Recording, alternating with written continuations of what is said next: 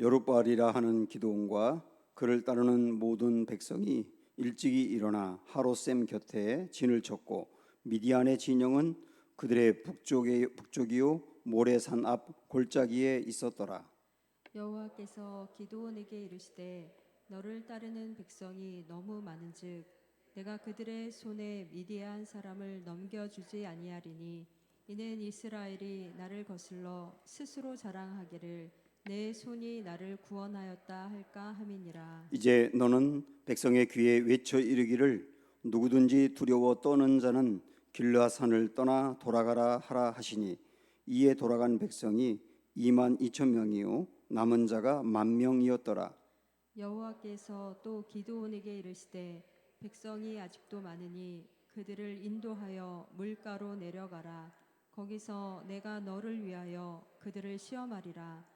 내가 누구를 가리켜 내게 이르기를 이 사람이 너와 함께 가리라 하면 그는 너와 함께 갈 것이요 내가 누구를 가리켜 내게 이르기를 이 사람은 너와 함께 가지 말 것이니라 하면 그는 가지 말 것이니라 하신지라. 이에 백성을 인도하여 물가에 내려가매 여호와께서 기드온에게 이르시되 누구든지 개가 핥는 것 같이 혀로 물을 핥는 자들을 너는 따로 세우고 또 누구든지 무릎을 꿇고 마시는 자들도 그와 같이 하라 하시더니 손으로 움켜 입에 대고 핥는 자의 수는 300명이요 그 외의 백성은 다 무릎을 꿇고 물을 마신지라. 여호와께서 기드온에게 이르시되 내가 이 물을 핥아 먹은 300명으로 너희를 구원하며 미디안을 내 손에 넘겨주리니 남은 백성은 각각 자기의 초소로 돌아갈 것이니라 하시니 이에 백성이 양식과 나팔을 손에 든지라. 기드온이 이스라엘 모든 백성을 각각 그의 장막으로 돌려보내고 그 300명은 머물게 하니 아니라 미디안 진영은 그 아래 골짜기 가운데에 있었더라. 아멘. 아멘. 여러분 반갑습니다. 둘러보시면서 인사하세요. 사랑합니다. 축복합니다.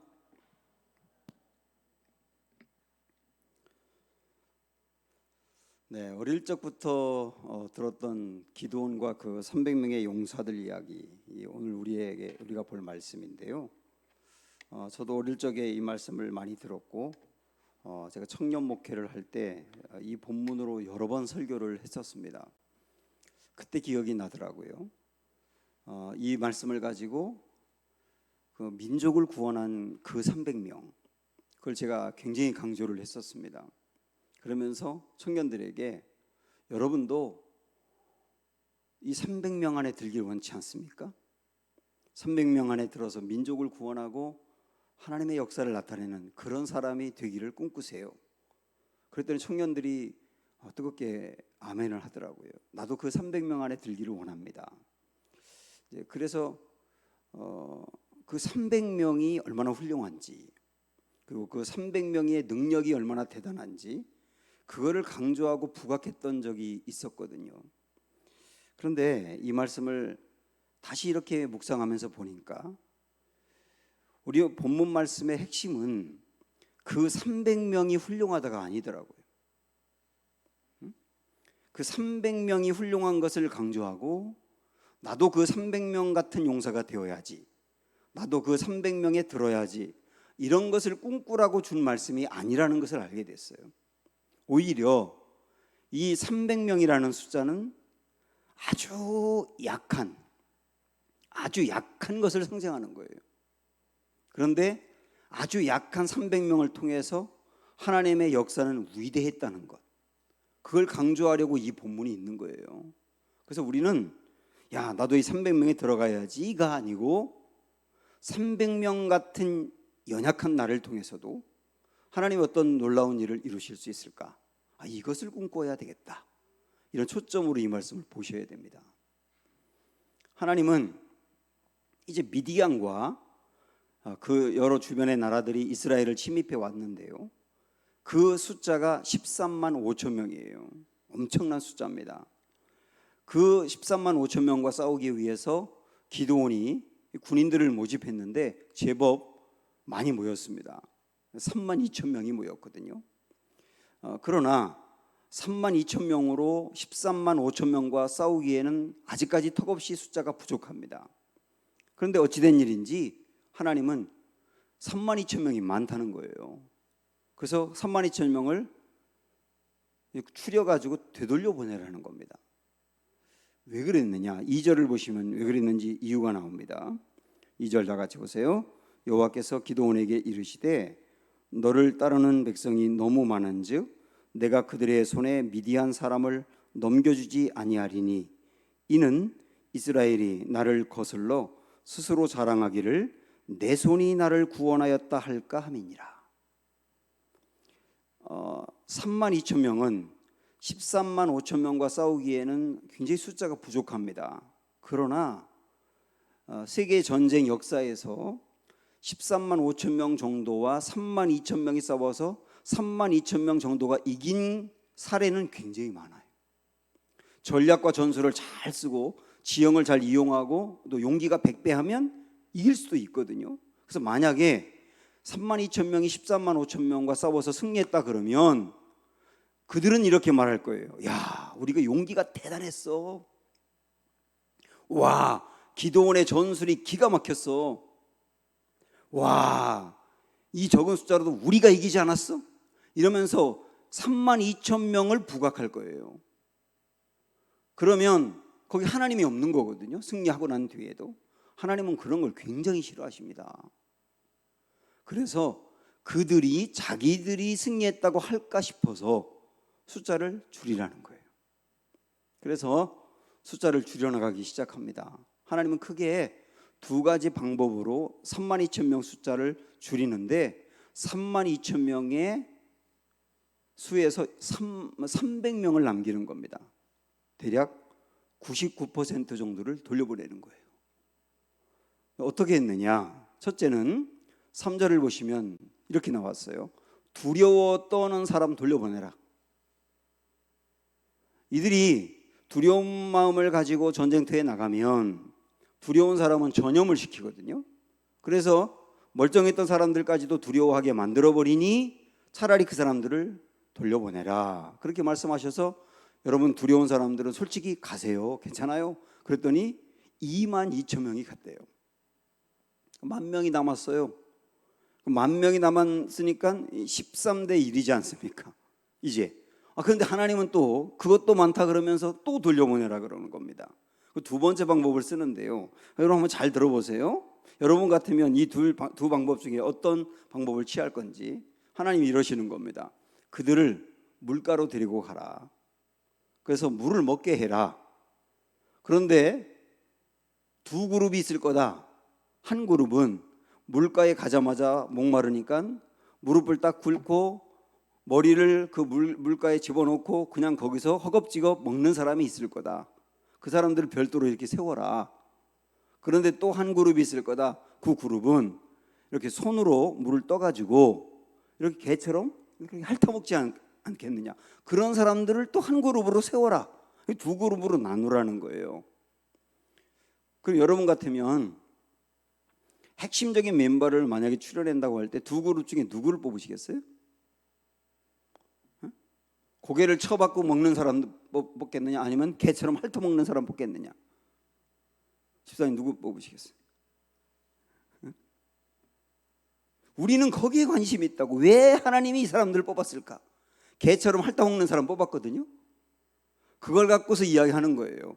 야, 개처럼 핥아먹는 사람은 핥아먹으면서 이렇게 주변을 막 사사시 살피면서 경계하는 사람이니까 조심스러운 사람이다.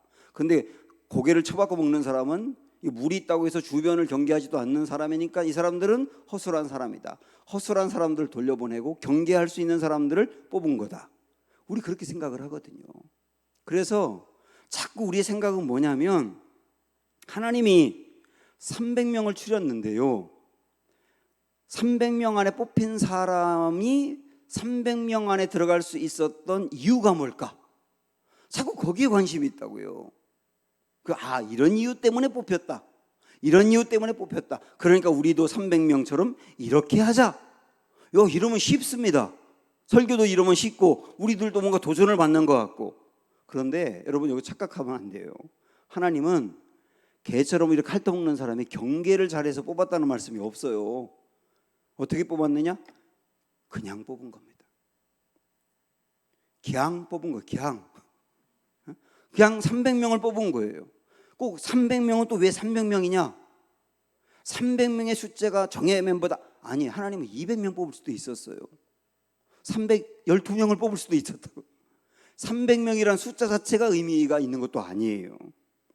하나님은 그냥 300명을 뽑았는데, 여러분 이걸 생각을 해보면서 제가 드리는 말씀이 맞는 이유가 뭐냐면, 한번 보세요.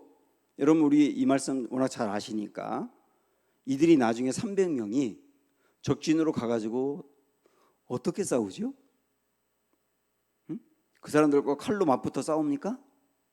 어떻게 싸웁니까? 일단 항아리 들고 갔어요. 그 다음에 횃불을 그 항아리 속에 감추고 갔어요.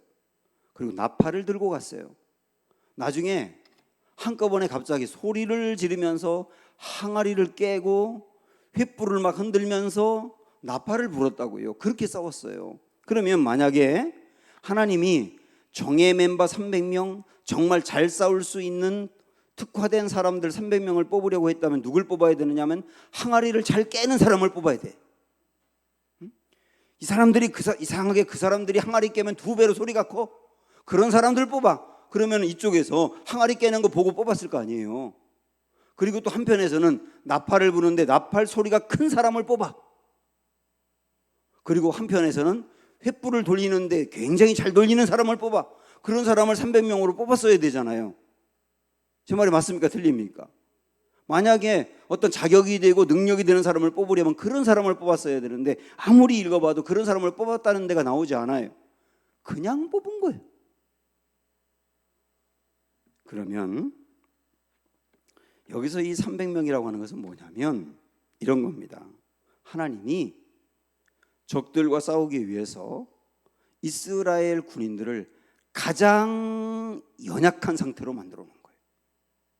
도저히 전쟁에 싸워서 이길 수 없는 상태, 도저히 아무리 노력해도 안 되는 그 정도의 숫자, 그 정도의 방법, 최고로 연약한 상태로 만들어놨다는 게 이 말씀의 초점이에요. 300명이 어떤 준비가 되어 있고 능력이 있어서라기보다는 하나님이 그냥 300명을 뽑았는데 그들은 가장 연약한 상태로 하나님 만들어 놓으신 거예요. 그러면서 전쟁에서 이길 수 있는 어떤 수단이나 힘을 다 빼는 겁니다. 그들이 전쟁에서 이길 수 있는 수단이나 힘들을 다 빼는 거예요. 그렇고 이렇게 완전히 약해진 상태에서 하나님은 세상의 논리에 허를 찌르면서 승리를 주세요. 이게 참 재미있거든요. 세상의 논리, 이런 방법으로 하면 승리한다, 이런 사람들이 하면 승리한다 라고 하는 그 세상의 논리에 허를 찌르는 방법으로 승리를 주신다고요. 이게 묘미입니다.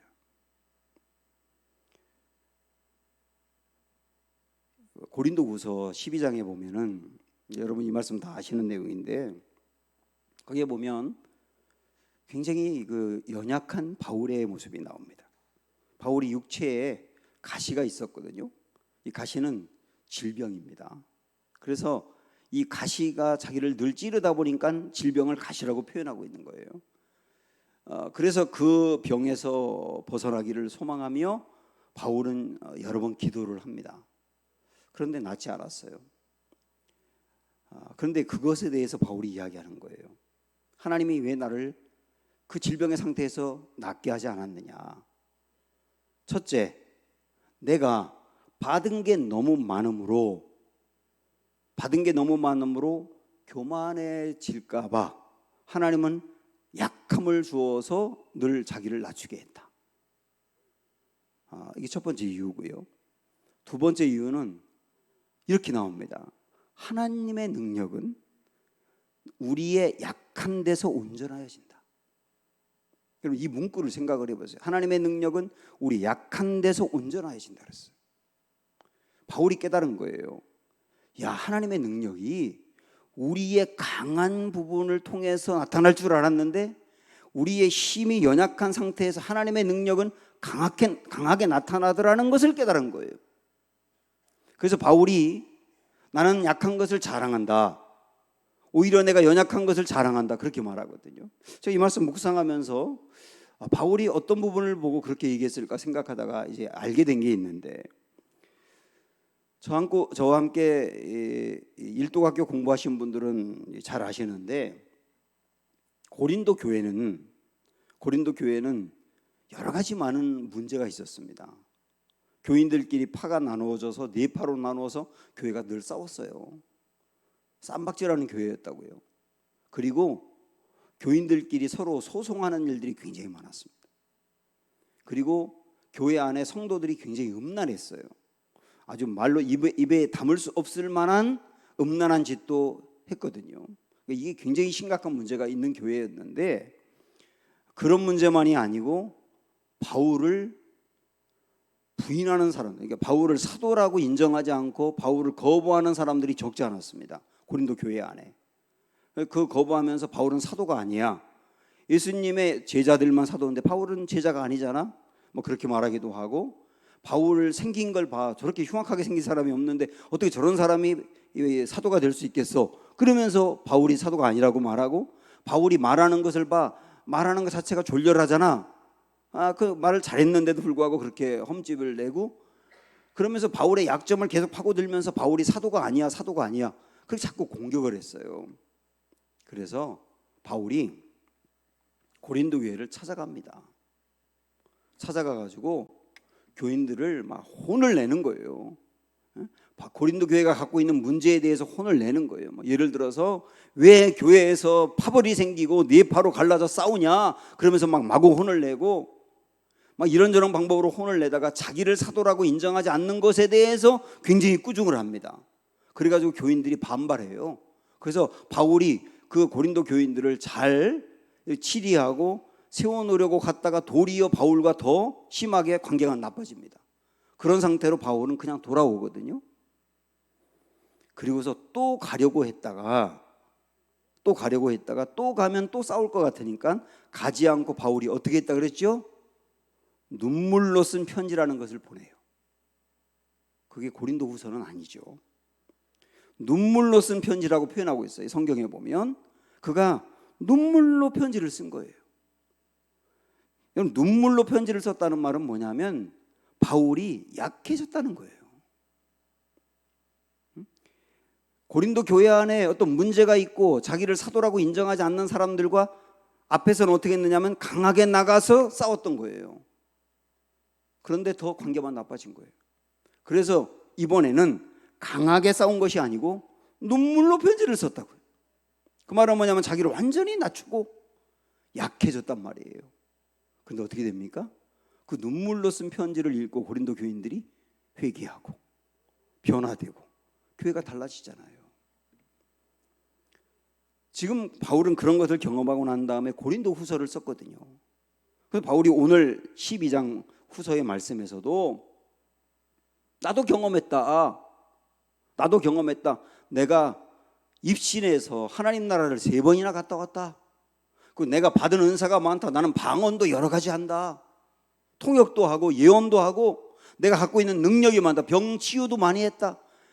그런 것들은 다 뭐냐면 나 굉장히 강한 걸 갖고 있는 사람이다지요. 그런데 내가 강한 것, 능력 있는 것, 대단한 것 많이 갖고 있으면 하나님의 일들을 더 많이 할 거라고 생각했는데 지나가고 나니 그게 아니더라.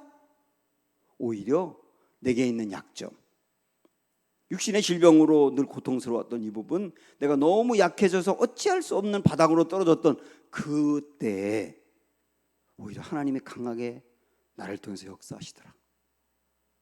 이걸 깨달은 거예요. 그래서 바울이 나는 약함을 부끄러워하지 않는다. 나는 약한 것을 숨기려고 하지도 않는다. 나는 약한 것을 도리어 자랑한다. 왜? 하나님의 능력은 내 약한 데서 온전하여지니까. 그러므로 사랑하는 여러분, 우리 인생이 참 내가 약하다 할 때가 있어요. 사방이 다 막혀버리지요. 정말 뭔가 될 것 같다가 무너져 버리죠. 그래서 옴짝달싹 못하기도 하지요. 그래서 바닥으로 떨어지기도 하지요. 좌절하기도 하지요. 내 힘으로 어찌할 수 없다는 생각이 들기도 하죠. 우리 인생이 그럴 때가 있거든요. 이게 약해질 때입니다. 그런데 약해질 때 좌절하지 마세요. 약해질 때 부끄러워하지 마세요. 그리고 우리 이 말씀 붙들면 돼요. 하나님의 능력은 내 약함을 통하여 온전하신다. 아멘. 이거 붙드는 거예요. 그거를 오늘 300명의 용사들만 추린, 도저히 싸워서 아무리 잘 싸워도 승리할 수 없는 정도로 이 지경으로 사람들을 낮춘, 가장 연약한 상태로 만드신 하나님의 역사가 거기 있다는 거. 근데 하나님이 그 300명을 통해서 이기시거든요. 자, 그러면 이렇게 우리를 하나님은 낮추실 때가 있고 또 나의 어떤 상황으로 인해서 낮아지는 순간이 오기도 한다. 이걸 부끄러워하지 말자, 좌절하지 말자, 그랬지 않습니까? 그러면 그 다음에 나의 이 약해진 상태에서 우리는 중요하게 붙들어야 될 것들이 있어요. 그게 두 번째 단계로 넘어가는 것인데, 다시 이 7장의 말씀으로 오면 300명의 용사들을 출연했습니다, 기드온이.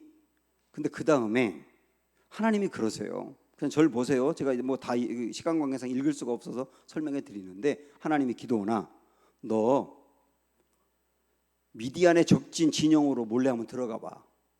그렇게 보내십니다. 그러면서 너 두렵니? 두렵죠. 그러면 부라라고 하는 부하를 데리고 가. 그러니까 기드온이 부라를 데리고 갑니다. 그 말은 뭐냐면 기드온도 두려웠다는 거예요. 지난 시간부터 오늘까지 기드온의 이야기를 쭉 이렇게 읽어보면서 기드온은 정말 두려움이 많은 사람이라는 걸 알 수 있습니다. 두려움이 굉장히 많아요. 그래서 몰래 추수를 해요. 큰 용사여 이민족 구원에 그럴 때도 전 못해요 라고 두려워 숨어요. 하나님이 내 집안에 있는 바알신을 다 무너뜨려봐, 그럴 때도 두려워서 밤에 해요. 두려워서 양털 실험을 해요. 오늘도 두려워서 부라를 데리고 들어가요. 기드온은 두려움이 되게 많은 사람이에요. 그런데 참 재밌는 게 뭐냐면, 두려움이 많은 사람인데요, 잘 들어보세요. 두려움이 많은 사람인데 기드온은 두렵다고 해서 포기하지도 않아. 그게 중요하더라고요. 두렵다고 해서 포기하지도 않아요. 두려운데 추수를 하는 겁니다. 두려운데 바알 신상을 밤에 몰래 들어가서 부수는 거예요. 두렵지만 부라와 함께 적진으로 들어가 보는 거예요. 두렵지만 300명만 남기고 돌려보내라 할 때 돌려보내는 거예요. 이 기드온이라고 하는 사람은 두려움이 정말 많은 사람인데, 두려움이 많지만 두렵다고 해서 포기하지도 않는 사람이다. 그런데요, 왜 그럴 수 있었느냐면, 하나님은 두려워하고 있는 기드온에게도 앞으로 전진해봐, 너 두렵지만 앞으로 나가봐, 한 걸음 더 나가봐, 그러시면서 늘 말씀을 주시는 거예요. 그 두려워할 때 큰 용사요, 그 말씀을 주시고, 제가 무슨 그런 일을 해요? 미디안을 내 손에 붙였어.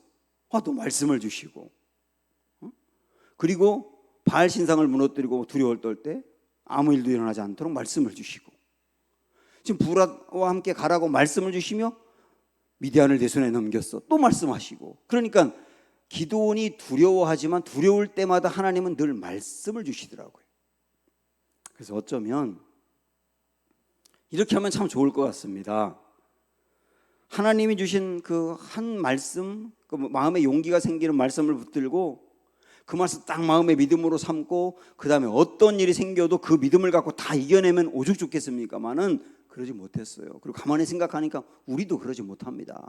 여러분 정말 힘들고 어려울 때 이전에 주일날 들었던 말씀, 그 말씀 하나 붙들고 지금까지 승리합니까? 아니잖아요. 우리 그때 그 말씀 붙들고 그때 그 순간에 이겼던 거예요.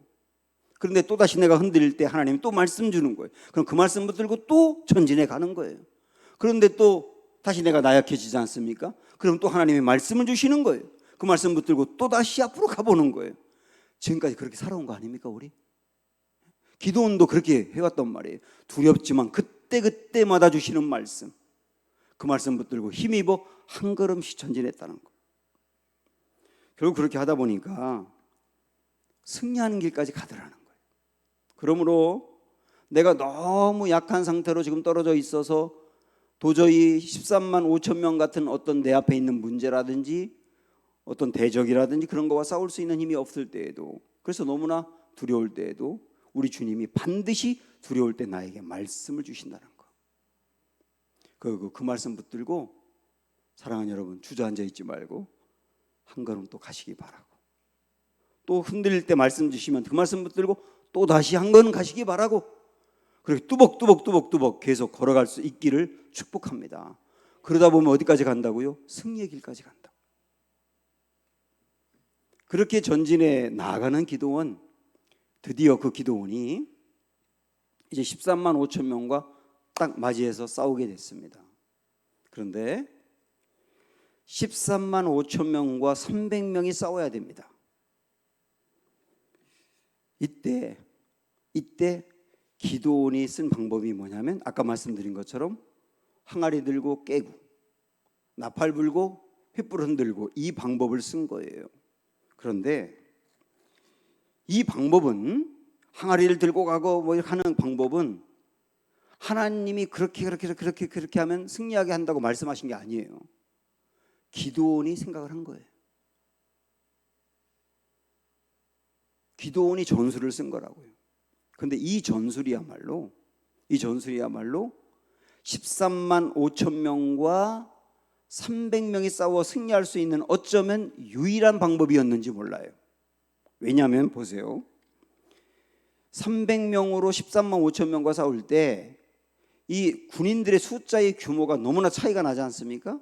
그런데 횃불을 흔들면서 항아리를 깨고 소리 지르고 나팔을 분 것은 300명이 아니라 굉장히 많은 숫자인 것처럼 보이게 한 거예요. 그런 방법으로 군인들의 숫자가 부족한 것을 상쇄한 거죠. 또 하나, 군사력의 차이가 있었습니다. 여러분이 7장 읽어보시면 미디안 군인들의 숫자가 13만 5천 명인 것도 어마어마한데 그들이 낙타를 데리고 왔다 그랬어요. 낙타를 딱 풀면 낙타가 이스라엘 진영으로 와가지고 막 사방을 다니면서 사람들을 밟아버리고 밀어버리고, 그래서 군인들이 힘을 쓰지 못하게 만드는 일종의 전차 같은 거였거든요, 이때 당시에. 그런데 기도원은 낙타의 힘을 완전히 무기력하게 만들어버린 거예요. 왜냐하면 횃불을 흔들며 나팔을 불고 거기서 소리 지르면서 항아리를 깨니까 낙타들이 놀래서 거기서 펄쩍펄쩍 뛰면서 미디안의 군인들을 죽여버린 거예요. 그래서 그들이 결정적으로 가지고 있는 정말 중요한 장점이고 무기라고 하는 것을 무기력하게 만든 거였다. 또 하나, 이런 방법을 이제 언제 사용하게 되느냐면, 여기 이제 여러분 19절부터 읽어보면 언제라 그랬냐면 보초들이 교대하는 시간이라 그랬어요. 보초들이 교대하는 시간. 이걸 갖고 한번 구성을 해봅니다. 13만 5천 명의 병사들이 대략 셋으로 나눠가지고 1조는 잠자입니다. 2조 3분의 1은 보초를 씁니다. 그리고 3조는 보초 쓴 사람이 이제 보초 시간이 끝나서 막사로 돌아올 때 교대합니다. 이렇게 셋으로 나눈 거잖아요. 그런데 언제 이 항아리를 깨고 나팔을 불었다고 하느냐 하면 보초가 교대되는 시간이에요. 그러면 보초를 쓰고 있던 사람들이 돌아오고 또 다른 사람들은 보초를 쓰기 위해서 가고, 이 돌아온 사람들이 막사로 가는 순간 3분의 1은 잠을 자고 있고요. 그런데 그 순간에 항아리를 깨면서 소리 지르면서 나팔을 부니까 잠자고 있던 군인들이 깜짝 놀래 깼어요. 근데 자다가 깨고 나서 보니까 무장한 군인들이 보이는 거예요. 그들이 적인 줄 알고 싸우기 시작한 거예요. 그래서 형제들끼리 싸웠다고 나오지 않습니까? 자기들끼리 싸우다 보니까 놀란 낙타는 그들을 밟고 무너뜨리고 보초병들은 또 다시 와가지고 또 싸우고 있는 걸 보면서 싸우고 이래가지고 이스라엘 군인들과 싸운 것이 아니고 자기들끼리 싸워서 13만 5천 명이 전멸하거든요. 이런 아주 재밌는 방법을 쓰게 된 겁니다. 자, 이 방법을 생각을 하면서 기드온은 원래 지휘관이 아니었거든요. 이 전쟁을 위해서 하나님이 기드온을 세운 겁니다. 사실은 전쟁이라는 것을 처음 해본 거예요. 그런데 원래 기드온에게 그런 능력이 있는 줄 몰랐는데 군사적인 천재성이 발휘가 된 거예요. 기가 막힌 이 상황에 맞는 전술을 쓰는 방법을 통해서 군사적인 천재성이 드러나게 된 거예요. 결국 하나님은 기드온을 불러서 이 전쟁에 가시면서 지휘관으로서 발휘할 수 있는 천재적인 능력을 하나님이 기드온에게 은사로 부어주었던 거예요. 은사로 부어주었다고요. 그리고 그가 갖고 있는 은사를 발휘하기 위해서 최고로 좋은 환경을 만들어 주신 거예요. 결국 이걸 통해서 그에게 그런 능력이 있는 줄 몰랐는데 하나님이 은사로 부어준 능력을 통하여서 이 전쟁에 승리하게 됐단 말입니다. 약한 사람이었는데 하나님을 믿고 두렵지만 전진해 나갈 때 하나님이 그를 통하여서 이런 능력을 나타냈다죠. 저는 처음에 제가 목회를 할 때, 그 목회를 할 때는 저는 그 설교 중심으로만 목회를 하고, 그리고 제가 굉장히 성실하게 열심히 하면 목회가 될 거라고 생각을 하고 열심히 했어요. 그러다가 군대에서 어떤 목사님을 통해서 제자훈련이라고 하는 것을 알게 됐습니다. 그리고 제자훈련을 교회에서 한번 해보라 해서 군대 교회에서 제자훈련을 처음 했어요. 제가 누군가를 성경 공부를 가르친 게 그때가 처음이었어요. 저는 그 군대 가기 전에도 청년들 목회를 했었는데 성경 공부 이런 건 통 안 했었거든요. 그래서 저는 제자훈련을 하면서도 제가 잘 가르칠 거라고 절대 생각을 못했어요. 해보지 않았고, 그리고 자신도 없었기 때문에 그래서 굉장히 두려웠었습니다. 그런데 막상 제자훈련이라는 것을 해야 된다고 생각을 하고 두렵지만 전진해 나갔을 때, 처음 제자훈련 할 때부터 그 병사들이 그 말씀을 듣고, 목사님, 제가 오랫동안 교회 다녔는데 이 몰랐던 교리가 목사님이 말씀해 주니까 귀에 쏙쏙 정리가 되면서 이해가 되고 믿어져요. 저한테 그렇게 얘기를 하더라고요. 그래서 제가 뭐라 그러냐면, 너 거짓말이지. 왜냐하면 저에게 그런 어떤 은사가 있다는 걸 저는 몰랐었거든요. 근데 하나님이 그 길로 저를 인도했을 때 용기를 갖고 믿음으로 나아가니까 하나님이 제가 없는 줄 알았는데 저에게 가르침의 은사라고 하는 걸 부어줬던 거예요. 사랑하는 여러분, 우리 연약해질 때가 있고, 연약해지기 때문에 13만 5천 명 같은 문제 앞에서 우리는 주눅들기도 하지만, 그러나 가장 연약한 상태에서 하나님이 일하신다는 거. 그러니까 우리는 두려워도 하나님의 일하심을 믿고 한번 한 걸음씩 앞으로 가보자는 것. 그때 하나님은 우리에게 없는 줄 알았는데 필요한 은사를 그때그때마다 부어주어서 감당하게 하시고 승리하게 하신다는 것. 여러분, 이 말씀 마음에 딱 붙드시기를 축복합니다. 주저앉아 있지 말고, 그래서 우리 일어나 어느 누구든 달려갈 수 있는 힘을 이 말씀을 통해서 우리가 얻을 수 있게 되기를 원합니다. 찬양합니다. 우리 나는 오늘도 가네 함께 찬양할게요.